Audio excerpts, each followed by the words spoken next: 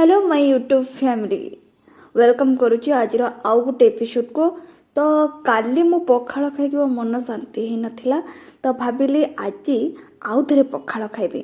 तो पखाड़ आज आज खाली केवल पखाड़ पुणी सज पखाड़ हो सज पखाड़ पाखे कौन कौन साइड आइटम हो आसन देखा।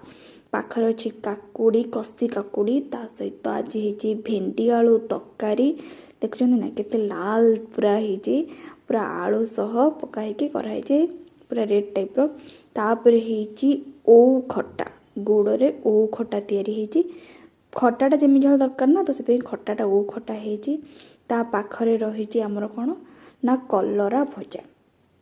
सकाळु आम बाड़ी होता कलरा 3टा, तो ताकू आनिकी कलरा भजा कराई देखो खाली तेल रे फ्राए होगी पियाज फियाज पड़ी फ्राए होगी कलरा भजा। तो आज यहाँ हूँ मोर आत्मा तृप्ति खाद्य। आज भावुची बहुत शांति लगे पखाड़ आज भी खाईकिना सज पखाड़ आज पकईनी साधा ही कराई। तो देखा आज खाईकिना मन शांति हो कि नहीं। जदि मो वीडियो भल लगी तेबे आपण माने लाइक शेयर सब्सक्राइब कर दियंतु। धन्यवाद।